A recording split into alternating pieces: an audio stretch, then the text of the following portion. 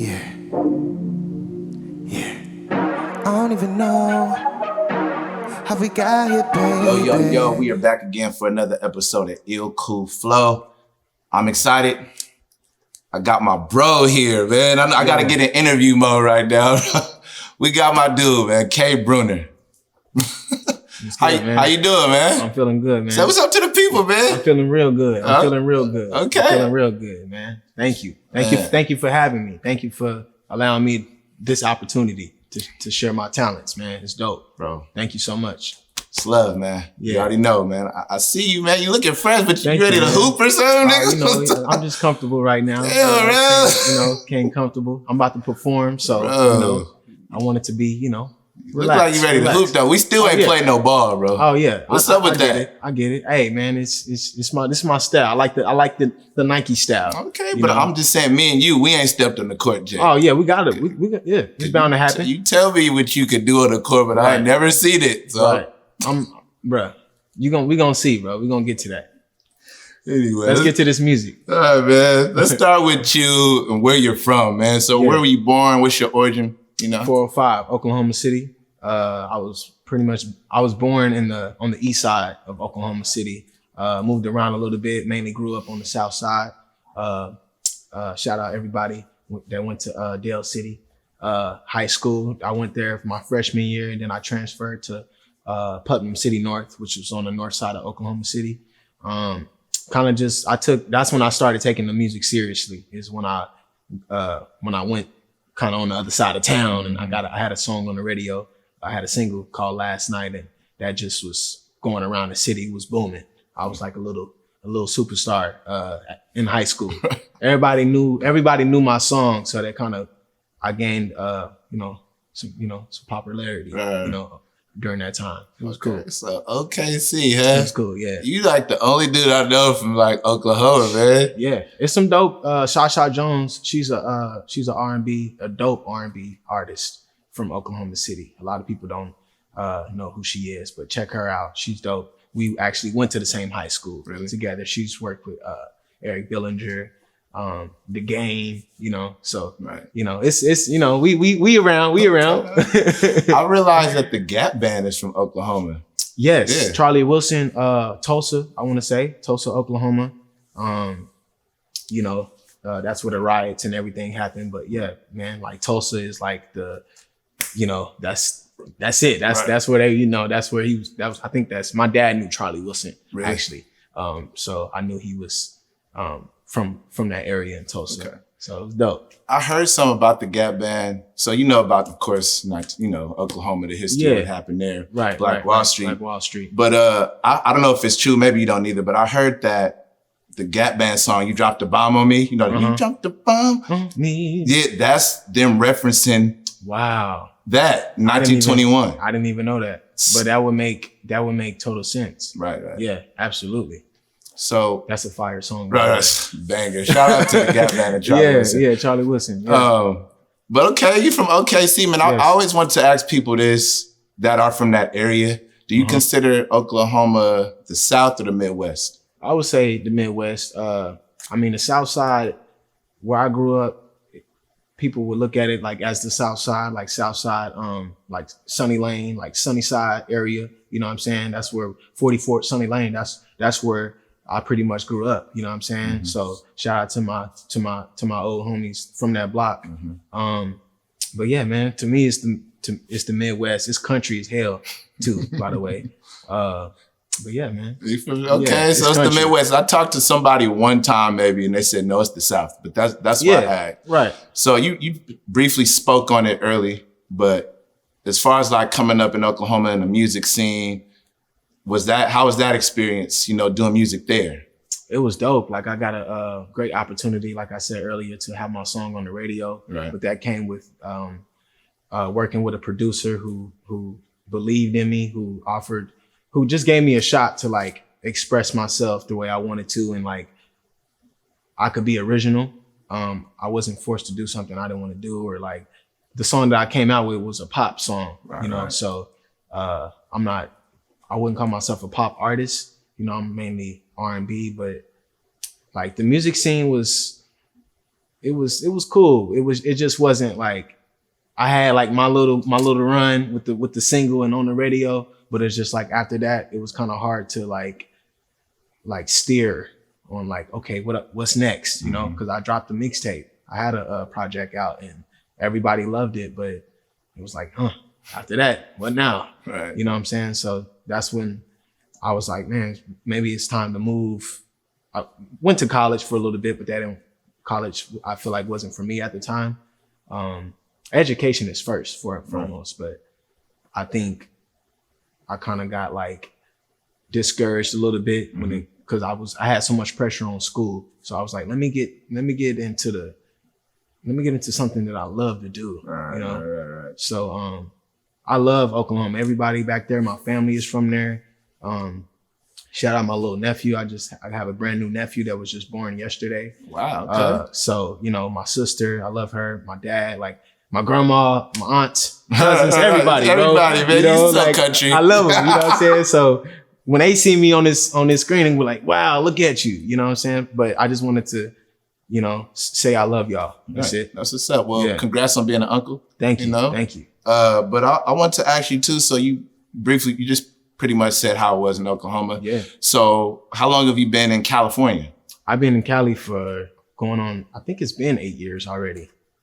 Yeah. I want to say I came here like 19. I'm 27 now. So just being here is just amazing. Like the weather is great, California weather. So the story behind me, I used to come visit Sacramento all the time, you know, throughout the summer times. And it was just so dope. Like my mom, if it wasn't for her, bro, it's just like I wouldn't have moved here. Like I moved here I would say, yeah, music had something to do with it, but she was the one I called like when I was like stranded. I didn't have nowhere to go in LA, like literally stranded. And so shout out to my mom for like being there with me at that time during that time, because I didn't, you know, who was I gonna call on? Hey man, mom's always gonna guide you the right way. Yeah. Mama knows what they say, For real, bro. But that's cool. So you've been out here for 8 years. Okay, and then how's the music scene been for you in California and just in Sacramento, to narrow it down, because that's where we are. Right. But how's it treated you? You know, what have you? Yeah.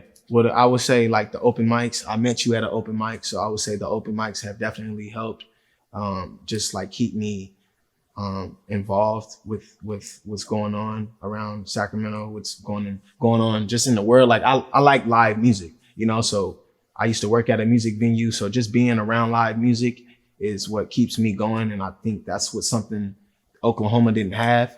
Not to compare them, but it's like out here it's just way more music opportunities, you know, and it's just, I'm sorry, what was the question? Well, we were talking about just, you know, the transition to being in Sacramento and everything. And that's, it's good, bro. And I also want to say, like, you worked at Ace of Spades, so you got to see like a lot of dope artists. If I moved out here and I wasn't from here and I got to work at a place like that, I'm pretty sure that was a good time. I got the opportunity to see so many great shows there. It taught me a lot about like stage presence. It taught me a lot about, you know, how to handle situations if something goes wrong. Like you gotta go do this, or you gotta go have somebody, whatever the artist needs. It's all about the artist. Thanks to you, you know what I'm saying? Right. Like how you guys are doing things right now. And I just want to say thank you again for just allowing me to share my story. That's all. It's all good, man. It's all good, man. You my bro, so you know we to the top either way. We building, man. Absolutely. So you know, as an R&B artist today, man, I just want to know, like, you know, it's 2021 now. Like, what does an R&B artist talk about? What do you talk about in your music? Real life, I would say. Like, if it's not real, if it's not like something I used to write like just whatever, but I'm like, nah, this is not me. Like, this ain't. If it's not real, I don't want to, like, it's not gonna come out right, you know.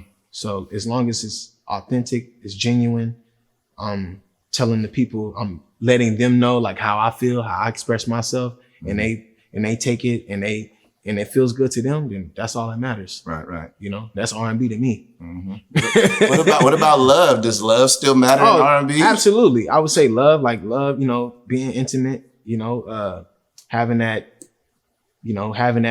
song that you can just put on like an Al Green, you know, track. Like I got a song called Love Again, that I feel like is gonna be really dope. Okay. People, you know, yeah. You're not performing that today. I don't want to say too much, but yeah. Okay. So as an artist, R&B artist, just as an artist in general, do you ever get writer's block? You know, and if you do, how do you handle that? Like writer's block is, I think a thing is always going to happen. That's something that's just natural.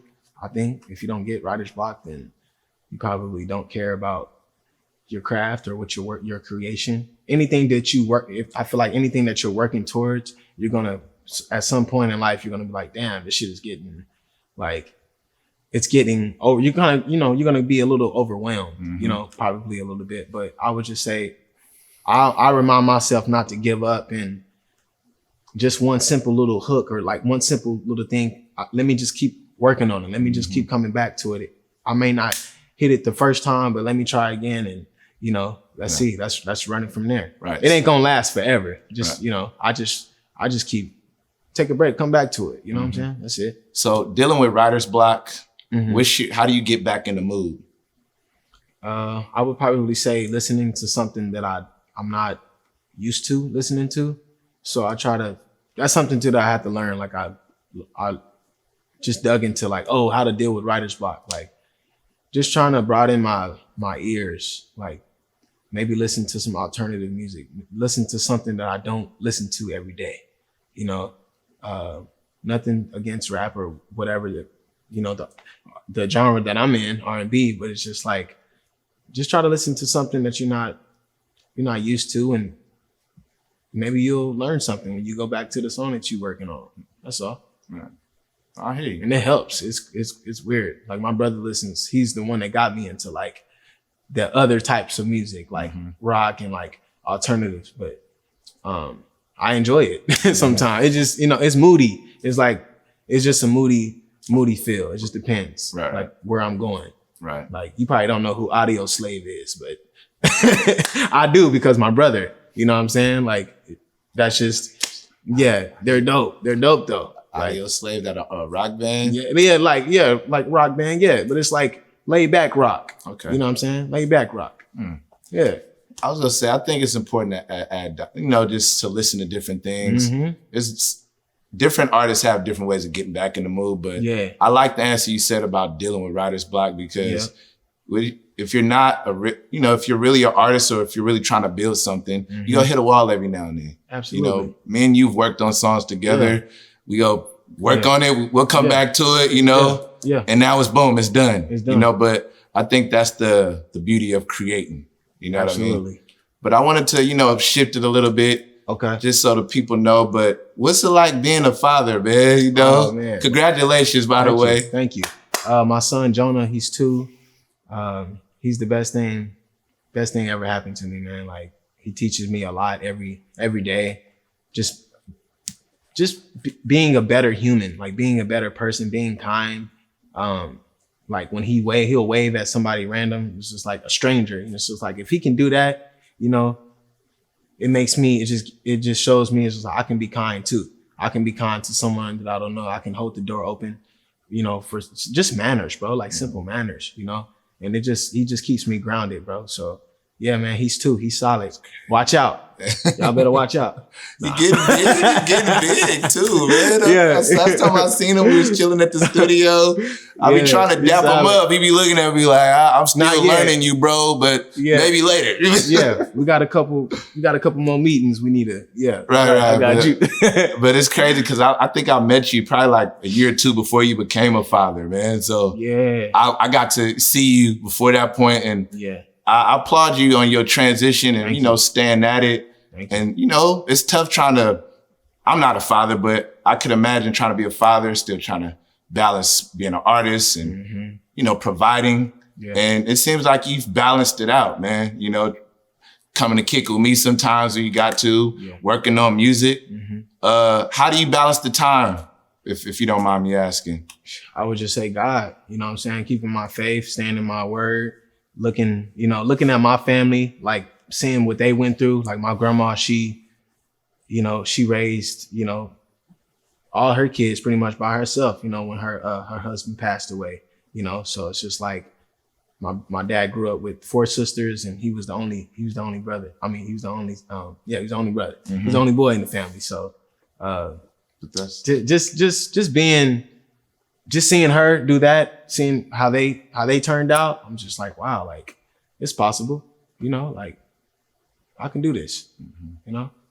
Just keeping the faith, man. That's really it. That's what it boils down to. You have to have a balance with family and school, work, whatever you might be doing. But like for me, it's just like keeping God first and just moving. Like however it's gonna work out, you know. So I just give it to him, bro. All right. Yeah. Doing a good job, man. Yeah. I really mean that. As a friend and as a person watching somebody else that I know close to be a father, man, I just want to say you're doing a good job, man, so far. Yes. Let's take it back to the music for a minute. I forgot to ask you earlier. Who's your inspiration musically? Great question. I would say Music Soul Child. My dad played a lot of Music Soul Child. He played a lot of Donnell Jones. He played a lot of D'Angelo. Yeah, man, just like a lot of old school, a lot of Next, you know, like, you know, those, who else? Soul for Real.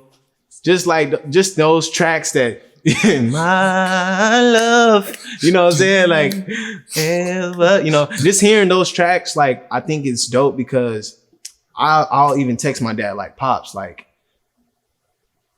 I heard this song today and like, I'm thinking about when you was riding in the old school, you know, like it's just nostalgia, you know what I'm saying? Like coming back. So that's what keeps me just like, okay, inspired, because I can put on a Mary J. Blige song and be like, oh, I remember my pops played this, or just reminds me of when he would just take me and we would go roll around, you know, on a Sunday after church or something. Yeah. Just, that's it. Man. Yeah.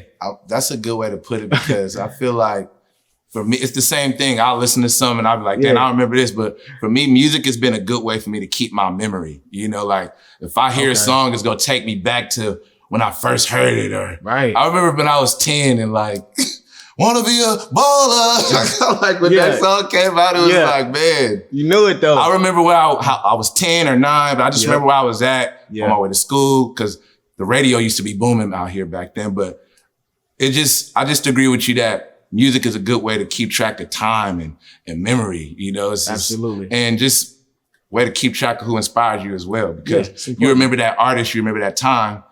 Sometimes you can play that song and it puts you in a creative mood. Absolutely. Man. You can always go back to that. Right. So always.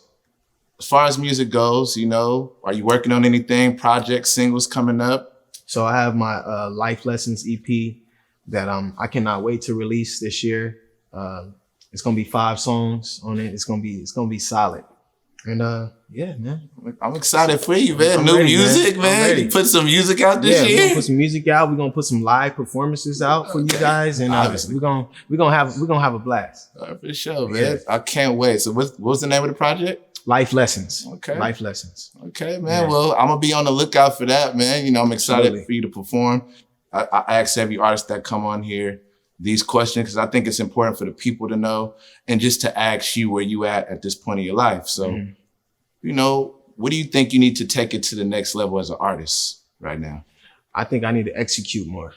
Execute whatever it is, marketing wise. When I drop a song, I want to have multiple plans on how to promote the song, how to just have video production in order, have some photo shoots, just have an overall team. Right. Not just drop a song, you know, like really put the thought behind of how are we going to execute this plan, you know, even if it's, you know, whatever it is, if it's a song, if it's a project, just having an overall like idea of like how we gonna, what's the end game, you know, like what are we searching for? And I think if I do that, I'm gonna kill it, bro. Right. So can't wait. I feel it, man. I can't wait. So do you think that's been the difficult part of just you executing? That's been the difficult thing about you like right now, doing music? Yeah, right now, because we can't perform like live. Everything's shut down. I would say I'm a more like I don't know, like I like talking to people, you know. So I feel like it's easier to like maybe come up with some words to a song if like I'm interacting with someone outside of my norm. Right. You know, I kind of want to be just in a creative space, you know. Right, I don't like writing. When we started writing together, I was just like, oh, this is dope, you know. But it's just like sometimes you have to get out your comfort zone. So I think mainly, if I get out the comfort zone more, execute. Right. That's it. I think we execute, man. You know what I mean? Got some dope art. Yes. You know, you about to rock it in a minute. Yes, sir. Lastly, man, you know, what's success to you? Because everybody has their own meaning to it. So I want to know, what's success to you? Is it money? Do you feel successful right now? Is it just a few things you need? What's success to K. Bruner? Great question. Success to K. Bruner is waking up in the morning and being happy about whatever it is that you do. Whatever it is that you do, whether you going to, you know, McDonald's as a register, cash, maybe that's not what you want to do, but it's I just feel like you got to take stepping stones at life. You know, everything's a step stone. You're not going to just jump into, you know, this big following, you know, and think everything's not handed to you. Nothing's going to be handed to you. Right. And so for me, it's just like, I want to be happy with when I wake up in the morning. Yeah, I would love to, you know, just wake up and do something that I love to do every day. But that's the goal. That's the goal. Right now, it's just, you know, we're trying to get there. We're trying to get there. So well, you sound like you good right now. You're balanced, you know, as far as mentality wise and everything, spiritually. So I'm happy to hear that, man. I want to thank you, for this interview, man. Thank you so much. I'm excited to see this performance you're about to do. We want to say thank you to the people for watching. This is FLO. Tune in next time and be ready for that performance from K. Bruner. Had a few drinks, now it's poppin', baby. Now you in my bed. Pennies on the floor, they droppin', baby. Yeah. I don't even know how we got here, baby. How we got here, baby. Hey. Yeah.